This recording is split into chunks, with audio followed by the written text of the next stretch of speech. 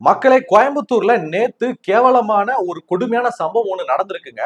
பக்கத்துல கடைக்கு போயிட்டு வரேன்னு போன இம்புட்டுக்கான ஒரு சின்ன பொண்ணுக்கு, இந்த அம்மா சாக்லேட் சாப்பிடு அப்படின்னு சொல்லிட்டு சாக்லேட்ட குடுத்து அந்த பொண்ண கடத்திட்டு போயிட்டு குளத்துக்கரையில வச்சு அந்த பொண்ண வந்து விடிய விடிய சீரழிச்சு அந்த பொண்ணோட உயிரை பறிச்சிருக்காங்க 2 கொடூரமானவங்க. ஏற்கனவே கொஞ்சம் மாசத்துக்கு முன்னாடி விளாத்திக்குளத்துல காட்டுக்கு ரெஸ்ட் ரூம் போயிட்டு வந்துறேன்னு சொல்லிட்டு வெளியில போன ஒரு பொண்ண முனீஸ்வரன் அப்படின்ற ஒரு கொடியவன் அந்த பொண்ணை புதருக்குள்ள தூக்கிட்டு போயிட்டு விடிய விடிய சீரழிச்சு அந்த பொண்ணோட உயிரை பறிச்சான். இந்த சம்பவத்துக்கு பின்னாடி போலீஸ்காரங்க அவனை என்னதான் கண்டுபிடிச்சாலுமே இப்ப வரைக்கும் அவனுக்கு பெருசா தண்டனை கொடுக்கவே இல்லைங்க. அந்த லட்சணத்துலதான் இருக்குது நம்ம நாட்டோட சட்டம். அட்லீஸ்ட் விளாத்திக்குளம் சம்பவத்துக்கு அப்புறமாச்சும் மக்கள் ஒழுங்கா இருப்பாங்க, பெண் பிள்ளைகள் பாதுகாப்பா இருப்பாங்க அப்படின்னு பார்த்தா, இப்ப கோயம்புத்தூர்ல நேத்து நடந்த இந்த சம்பவம் இனி வரும் காலங்களில் தமிழ்நாட்டுல பெண் பிள்ளைகள் வாழணுமா வாழக்கூடாதா அப்படின்ற ஒரு கேள்விக்குறியை உருவாக்கி இருக்கு. சோ நேத்து கோயம்புத்தூர்ல என்ன நடந்துச்சு, பாதிக்கப்பட்ட அந்த பொண்ணு யாரு, அந்த பொண்ணுக்கு இந்த அளவுக்கு கொடுமைகள் ஆளாக்கி அந்த பொண்ணோட உயிரை படிச்ச அந்த கொடுமைக்காரங்க யாரு, அவங்கள அரெஸ்ட் பண்ணாங்களா இல்லையா, இந்த சம்பவத்துக்கு பின்னாடி எப்பயும் போல காவல்துறையினர் வந்து குற்றவாளிகளை டாட்டா காட்டிட்டு போய் பார்த்து போயிட்டு வாங்க அப்படின்னு சொல்லுமா, இல்ல இவங்களை வந்து அரெஸ்ட் பண்ணுவாங்களா, என்ன பண்ணுவாங்க என்ன பண்ண மாட்டாங்க அப்படின்றத ஃபுல்லா இந்த செய்தியில நீங்க தெரிஞ்சுக்க போறீங்க. சோ என்ன நடந்திருக்கு அப்படின்னா, கோயம்புத்தூர் பக்கத்துல இருக்கிற பள்ளப்பாளையம் அப்படின்ற ஒரு கிராமத்துல 21ஆம் தேதி சாயங்காலம் 5 மணிக்கு மேல அந்த கிராமத்தை சேர்ந்த ஒரு பொண்ணு, சரிங்களா, அந்த பொண்ணு வந்து பக்கத்துல கடைக்கு போயிட்டு வரேன் வாங்கி திங்க போயிட்டு வரேன்னு சொல்லிட்டு போறாங்க. அந்த பொண்ணு இம்புட்டுக்கானி புள்ளதாங்க, 5ஆவது தான் படிக்குன்னு வச்சுக்கோங்களேன். அந்த பொண்ணு போயிட்டு ரொம்ப நேரமாகுது, கிட்டத்தட்ட 5 மணி 5:30க்கு போற பொண்ணு 7 மணி ஆகும் காணவே காணோம். பெத்தவங்களும் சரி பிள்ளைகளோட விளையாண்டுகிட்டு இருக்கோம், மிட்டாய் சாப்பிட்டு அங்கிட்டு இருப்பாங்க வந்துருவாங்கன்னு சொல்லிட்டு வெயிட் பண்ணி பார்த்தா நைட்டே ஆயிடுச்சு. அந்த பொண்ணு காணவே காணோம். அதுக்கப்புறம் தான் அந்த பொண்ணை இழந்த பெற்றோர் பாத்தீங்கன்னா சூலூர் போலீஸ் ஸ்டேஷன்ல போயிட்டு, சார் இந்த மாதிரி 5:30க்கு பாப்பா வந்து பிஸ்கட் வாங்கி திங்க போறேன், ஸ்நாக்ஸ் வாங்கி திங்க போறேன்னு சொல்லிட்டு கடைக்கு போனாங்க, இன்னும் ஆள காணோம் சார், கொஞ்சம் கம்ப்ளைண்ட் எடுத்து கொஞ்சம் தேடி கண்டுபிடிங்கன்னு சொல்லிட்டு ஒரு கம்ப்ளைண்ட் கொடுக்குறாங்க.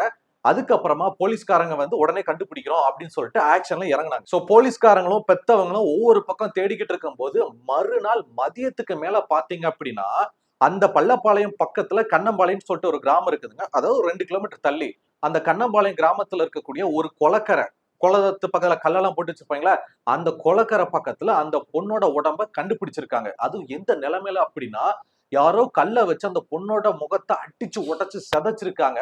உடம்பு ஃபுல்லா கீறல் ஏற்பட்டிருக்கு, துணியெல்லாம் அங்கங்க கிழிஞ்சிருக்கு. இந்த அளவுக்கு கொடுமையான நிலைமையில அந்த பொண்ணோட உடம்பு அந்த குளக்கரையில கிடந்திருக்கு. அத பார்த்து அந்த பொண்ண பெத்தவங்க எவ்வளவு துடிச்சாங்க தெரியுமா, நெஞ்சில அடிச்சுட்டு அழுகுறாங்க. நான் பெத்த மாவ இப்படி போயிட்டாலே, யார் என்னமோ பண்ணிட்டாங்களே, வம்பாடுபட்டு பெத்தோமே அப்படின்னு சொல்லிட்டு அந்த பெத்தவங்க அவ்வளவு கதறி இருக்காங்க மக்களே. அதுக்கப்புறமா சம்பவம் நடந்த இடத்துக்கு போலீஸ்காரங்க வந்து அந்த பொண்ணோட உடலை கைப்பற்றி போஸ்ட்மார்ட்டத்துக்கு அனுப்பி வச்சுட்டாங்க. ஆனா அதுக்கப்புறமா விசாரணையை வந்து துரிதப்படுத்துறாங்க, கொஞ்சம் டீப்பா விசாரணை பண்ணுங்க, யார் இந்த சம்பவத்தை பண்ணாங்கன்னு சொல்லிட்டு 3 தனிப்படை அமைச்சு தேடி இருக்கிறாங்க. சோ போலீஸ்காரங்களுடைய அந்த தீவிரமான விசாரணைக்கு அப்புறமா அந்த சம்பவத்துல பாதிக்கப்பட்ட பொண்ணு இருக்காங்க பாத்தீங்களா, அந்த சின்ன பொண்ணு, அந்த சின்ன பொண்ணோட வீட்டுக்கு பக்கத்துல வசிச்சுட்டு வந்த நீங்க போட்டோல பாக்குற இந்த கொடுமையான கேவலமான இந்த 2 ஜென்மங்கள் தான் இதை பண்ணிருக்காங்க அப்படின்றது விசாரணை தெரிய வந்திருக்கு. நான் ஏற்கனவே சொன்னேன் பாத்தீங்களா, குற்றவாளிகள் கொடுத்துற கூட்டமா அவங்க தேடுற மாதிரி அப்படி தேடி இருக்கான்னு சொல்லிட்டு இந்த 2 நாய்ங்க தான். அதுல நீங்க போட்டோல பாக்குற இவன் பேரு கார்த்திக், இவன் தான் A1 அக்யூஸ்ட், இவன் பேரு மோகன்ராஜ், இவன் வந்து A2 அக்யூஸ்ட். இந்த கார்த்திக் யாரு அப்படின்னா, அந்த பாதிக்கப்பட்ட பொண்ணு இருக்காங்க பாத்தீங்களா, சின்ன பொண்ணு, அந்த பொண்ணோட வீட்டுக்கு பக்கத்துல இருக்கிறவன். இவனோட சொந்த ஊர் நாகப்பட்டினம். இவன் அந்த சூலூர் பகுதியில அந்த கண்ணம்பாளையத்துல கூலி வேலை பாக்குறவன், சரிங்களா. பல வருஷமா இவனுக்கு அந்த சின்ன பொண்ணை தெரியும், அந்த சின்ன பொண்ணுக்கும் இவனை தெரியும், அண்ணன் அண்ணன் அண்ணன் அப்படி சொல்லிட்டு அப்படியே பழகுவாங்க. சோ 21ஆம் தேதி நைட்டு என்ன நடந்திருக்கு அப்படின்னா, அந்த பாதிக்கப்பட்ட பொண்ணு இருக்காங்கல்ல, அவங்க வந்து பக்கத்துல பெட்டி கடைக்கு வந்து நான் மிட்டாய் வாங்க போறேன்னு சொல்லிட்டு வீட்டுல சொல்லிட்டு போயிருக்காங்க. அந்த சமயமா பார்த்து பைக் எடுத்துட்டு நீங்க போட்டோல பாக்குற இந்த கேவலமான ஜென்மம் அங்க வந்திருக்காங்க. அங்க வந்து பொட்டி கடையில மிட்டாய் வாங்கி கொடுத்து அந்த பொண்ணு கொடுத்து, இந்தம்மா மிட்டாய் சாப்பிடுமா, அண்ணன் கொடுத்தா சாப்பிடுவேல சாப்பிடு, வா நம்ம இன்னும் மிட்டாய் வாங்க போலாம், இந்த கடையில மிட்டாய் சரியில்லை அந்த கடைக்கு போலாம்னு சொல்லிட்டு இன்னும் உனக்கு நிறைய சாக்லேட் வாங்கி கொடுக்குறேன் அப்படின்னு அந்த பொண்ணுக்கு ஆசை வார்த்தையை கூறி அந்த பொண்ணை வண்டியில ஏத்திருக்காங்க. அந்த சின்ன பொண்ணு சரி நம்ம அண்ணன் கார்த்திக் அண்ணன் அப்படின்னு சொல்லிட்டு வண்டியில ஏறிட்டாங்க.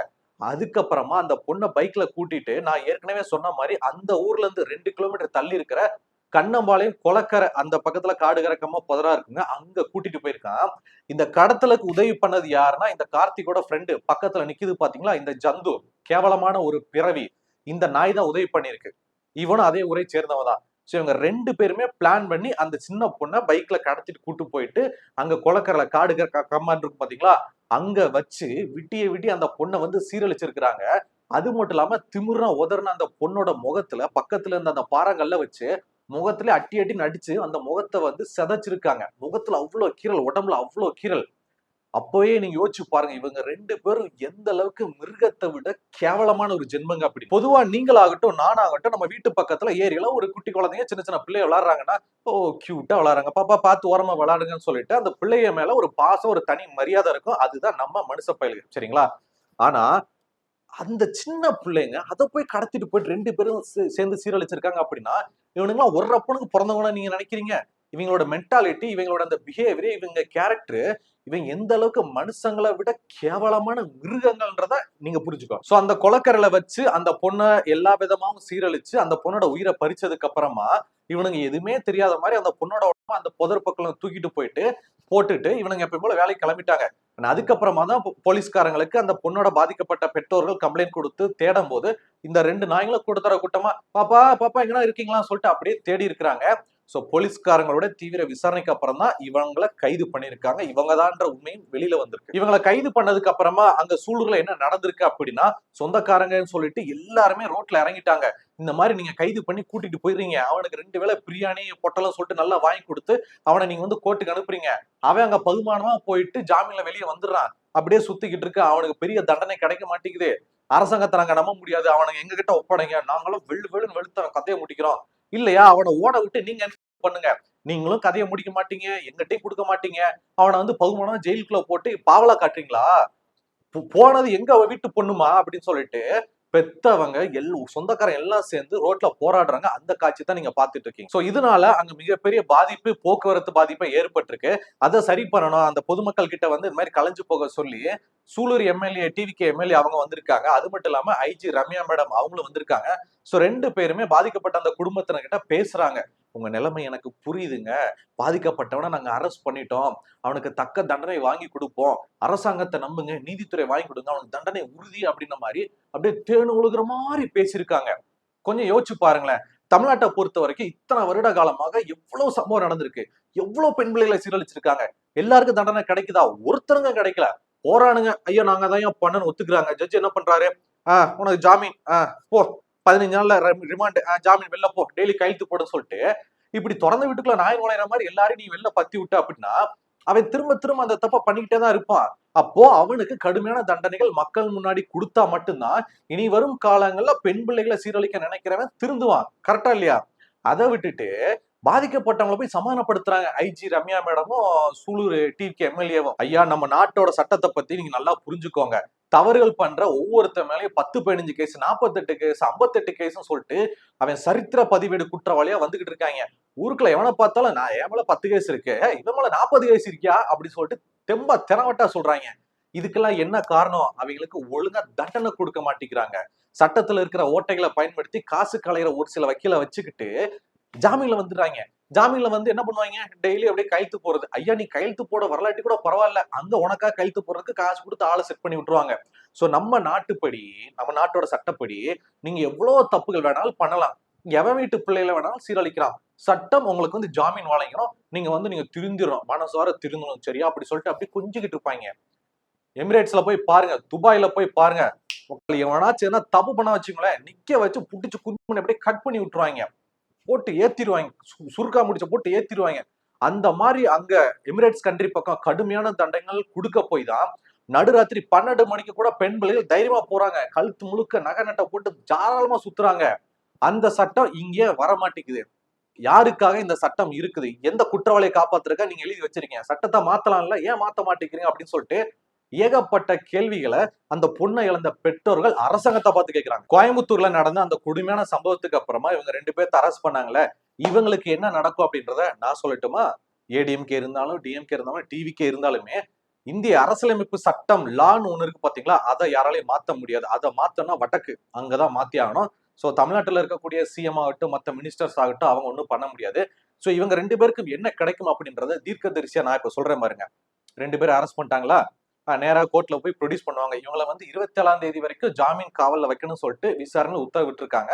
27ஆம் தேதிக்கு அப்புறமா என்ன ஏதுன்னு பார்த்து இவன் மேல எஃப்ஐஆர் எல்லாம் போட்டு கோர்ட்ல போவாங்க. கோர்ட்ல போயிட்டு அரெஸ்ட் பண்ணுவாங்க, கோர்ட்ல ஜெயிலுக்குள்ள போட்டுருவாங்க. ஜெயிலுக்குள்ள போட்டதுக்கு அப்புறமா இவனுங்களை பாக்குறதுக்கு 2 வக்கீல் வருவானுங்க, சரிங்களா? அந்த வக்கீல்கிட்ட சார் கொஞ்சம் ஜாமீன் எடுங்க சார், முன்ன பின்ன பார்த்து பண்ணிக்கலாம் சொன்னதுக்கு அப்புறமா அந்த வக்கீல் ஒரு 2-3 வாரத்துல இவங்களுக்கு வந்து ஜாமீன் வாங்கி கொடுத்துருவாங்க. இவங்க அப்படியே அப்படி வெளியில வந்துருவாங்க. சோ தான் ஒரு குற்றத்தை பண்ணிட்டோம், ஜெயிலுக்குள்ள இருந்து வெளில வந்திருக்கோம், அதெல்லாம் இவங்களுக்கு தெரியவே தெரியாது. அடுத்து எப்பவுமே கட்டிங் கட்டிங் போட்டு அடுத்து எவன் குடும்பத்தை சீரழிக்கிறான், எவன் வீட்டு தாலியா இருக்கலாம்னு சொல்லிட்டு அடுத்த பிளான் பண்ணுவாங்க.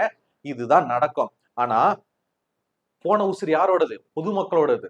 ஏழைவாழைங்க வீட்டுலதான் இந்த மாதிரி சம்பவம் நடக்குது. இவனுக்கு ஜாலியா சுத்திட்டு இருப்பாங்க. அடுத்து சட்டத்தை நம்பாம இதுதான் நடக்கும் பாருங்க. ஏற்கனவே விளாத்தி குளத்துல காட்டுக்கு ரெஸ்ட் ரூம் போறேன்னு சொல்லிட்டு போன பொண்ணை சீரழிச்சான் பாத்தீங்களா, தர்ம முனீஸ்வரன். பேர போறாங்க பேரு வச்சானா. அந்த தர்ம முனீஸ்வரன் மேல எவ்வளவு கேஸ் இருக்கு தெரியுமா? கிட்டத்தட்ட 48 கேஸ் இருக்குதாங்க. ஒரு மூதாட்டிய கொலை பண்ணது, செயின் ஸ்நாச்சிங், நிறைய பொண்ணுங்களை ரேப் பண்ணது, அடிதடி வழக்கு கட்டப்பஞ்சான்னு சொல்லிட்டு 48 கேஸ் இருக்கு. அவன் மேல 48 கேஸ் இருக்கிற வரைக்கும் போலீஸ்காரங்க என்னத்த பண்ணிக்கிட்டு இருந்தாங்க, அரசாங்கம் என்னத்த பண்ணிக்கிட்டு இருந்துச்சு. அவன் 2வது கேஸ்ல உள்ள வரும்போது ஓஹோ நீ அடுத்தடுத்து தப்பு பண்றியான்னு சொல்லிட்டு அவனை வேற மாதிரி திருறி விட்டுருந்தோம் வச்சுங்களேன், அவன் இந்த மாதிரி பண்ணிருப்பானா? சோ 48 கேஸ் வரைக்கும் அவனை வெளியில விட்டுட்டு வேடிக்கை பாக்குறீங்கடா போலீஸ்காரங்கடா அப்படின்னு சொல்லிட்டு பொண்ணை இழந்தவங்க கேக்குறாங்க. இதுக்கு அரசாங்கம் என்ன பதில் சொல்ல போகுது? டிவிக்கு என்ன பதில் சொல்ல போகுது? கிட்டத்தட்ட பல மாசமா நம்ம வந்து தமிழ்நாட்டில் நடக்கக்கூடிய ஏகப்பட்ட குற்றங்களை பத்தி நம்ம போட்டுக்கிட்டே இருக்கோம். அதுக்கு என்ன காரணம், யார் இதுக்கு பின்னாடி இருக்குதா, அரசாங்கம் என்ன பண்ண போகுது, என்னெல்லாம் பண்ண மாட்டேங்க அப்படின்னு சொல்லிட்டு இப்பவும் நான் சொல்றேன், அரசாங்கத்தை நம்பி நம்ம இருக்கவே முடியாது, அரசியலமைப்பு சட்டத்தை நம்பி நம்ம இருக்கவே முடியாது. நீங்க போட்டோல பாக்குற இந்த 2 குற்றவாளிகளுக்கு ஜாமீன் ஈஸியா கிடைச்சிரும், கொடுத்துருவாங்க. இவங்க எப்ப போல வெளியில வந்து ஜாலியா தான் சுத்துவாங்க. ஆனா உசுறு போனது நம்ம குடும்பத்துல மாதிரிதான் உசுறு போயிருக்கு. அதனால நான் என்ன சொல்றேன் அப்படின்னா, உங்க வீட்டுல ஒரு பெண் பிள்ளைகள் இருக்கிறாங்க, என் தங்கச்சி மாருக அக்கா மாருங்க இருக்கிறீங்க அப்படின்னா கொஞ்சம் ஜாக்கிரதையா இருங்க. அன்டைம்ல வெளியில எங்கேயும் போகாதீங்க. உங்களுக்கு தெரிஞ்சவங்களாவே இருந்தாலுமே அவங்க வீட்டுக்கு சின்ன சின்ன பிள்ளைகளை அனுப்பாதீங்க. ஏன்னா காலம் ரொம்ப ஒரு மாதிரி கெட்டு கிடக்குது. யாருகிட்டயும் அன்பா பழக விடாதீங்க. உங்க வீட்டு பிள்ளைகளை நீங்க தான் ரொம்ப பத்திரமா பாத்துக்கணும். எந்த புத்துல எந்த பாம்பு இருக்குன்னு தெரிய மாட்டேங்குது. கோவையில நடந்த இந்த பிரச்சனையில போலீஸ்காரங்க எந்த அளவுக்கு கேவலமான ஒரு விஷயம் பண்ணிருக்காங்க, பொதுமக்களாகிய உங்களையும் எங்களையும் எப்படிலாம் ஏமாத்திருக்காங்க சொல்லிட்டு இப்ப நான் ஒண்ணு சொல்லட்டுமா? இந்த மாதிரி அந்த பொண்ணை வந்து இந்த அளவுக்கு ஆளாக்குன இவனை பிடிக்க போகும்போது அவனுக்கு 2 பேருமே வலிக்கு விழுந்துட்டாங்க. அவங்க கை கால்லாம் முறிவு ஏற்பட்டிருக்கு, அவங்களுக்கு மாவு கட்டு போட்டிருக்கோம் அப்படின்னு சொல்லிட்டு போலீஸ்காரங்க இவங்க 2 பேர்த்தையும் ஹாஸ்பிட்டல் அட்மிட் பண்ணிருக்காங்கல்ல. அதை பார்த்து நீங்களா நினைச்சிருப்பீங்க, வேணும் அவங்களுக்கு வேணும், சின்ன பிள்ளை இந்த மாதிரி பண்ணாங்கல்ல ப்ரோ, இருக்கட்டும் ப்ரோ அப்படின்னு சொல்லிட்டு நீங்க அப்படியே பூரிப்படைவீங்க. அங்கதான் நீங்க ஏமாற்றப்பட்டிருக்கீங்க. உங்களை வந்து ஏமாத்திட்டாங்க. கொஞ்சம் யோசிச்சு பாருங்க. நியாயப்படி பார்த்தா எந்த ஒரு போலீஸ்காரங்களும் இந்த மாவுக்கட்டு அப்படின்ற விஷயத்த ஈஸியா போட்டுற மாட்டாங்க, போட்டுற முடியாது. ஏன்னா இவங்க வந்து ஒண்ணும் தெரியாத பப்பாங்க இல்ல, இவனுங்கெல்லாம் ரவுடிங்க, என்ன வேணாலும் பண்ணுவானுங்க. சோ போலீஸ்காரங்களுக்கு குடும்ப குட்டின்னு எல்லாம் இருக்குது. அவங்களை இந்த மாதிரி கைகளை உடைச்சு போட்டு மாவுக்கட்டு போட்டா இவங்க நாளை பண்ண என்ன வேணாலும் பண்ணுவாங்கன்றது போலீஸ்காரங்களுக்கு தெரியும். சோ போலீஸ்காரங்க என்ன பண்ணுவாங்க அப்படின்னா, இல்ல இங்க பாரு மாவுக்கட்டு மாதிரி போடுறோம், என்ன கேட்டா விழுந்த மாதிரி சொல்லு சரியா, உன் மேல ஊர்க்காரன் கோவத்துல இருக்காங்கடா, பொதுமக்கள்லாம் கொந்தளிக்கிறாங்க, மேல இடத்துல இருந்து ப்ரெஷர் வருது, மீடியா கிளிக்கிறாங்க, உனக்கு ஒரு மாவுக்கட்டு போட்ட மாதிரி போட்டுறோம், நீ வந்து அப்படியே நொண்டிக்கிட்டே வா சரியா, அப்பதான் அப்படியே கொஞ்சம் ரிலாக்ஸ் ஆவாங்க. அதெல்லாம் முட்டா போயிலுங்க, ஏட்டையா மாவுக்கட்டு போட்டு கொடுங்க ஏட்டையா அப்படின்னு சொல்லிட்டு சத்தியமா சொல்றேன், இப்படித்தான் போலீஸ்காரங்க நிறைய ரவுடிகளுக்கு மாவுக்கட்டு அப்படின்ற பேர்ல ஏமாத்தி போட்டு நடிக்க வச்சு நம்மள முட்டாளாக்குறாங்க. இதுக்கு மேலே முட்டாளாக்காதீங்க. இந்த செய்தியை பாக்குற நீங்க எல்லாருமே போலீஸ்காரங்க மேல அவ்வளவு மதிப்பு மரியாதை, போலீஸ்காரங்க நல்லவங்க, அவங்க கிட்ட நியாயம் இருக்குன்னு நீங்க கேட்பீங்களே. ஆனா முக்காவாசி போலீஸ்காரங்க எந்த அளவுக்கு ஃப்ராடுங்க, மக்களை எந்த அளவுக்கு ஏமாத்துறாங்க, ஒரு பிரச்சனை எந்த அளவுக்கு மறைக்கிறாங்கன்னு சொல்லிட்டு நான் சொல்லட்டுமா? கோயம்புத்தூர்ல ஒண்ணுமே தெரியாத அந்த சின்ன பொண்ணுக்கு நடந்த அந்த கொடுமையை நீங்க பார்க்கும்போது உங்க மனசு என்ன வேதனைப்பட்டுச்சு?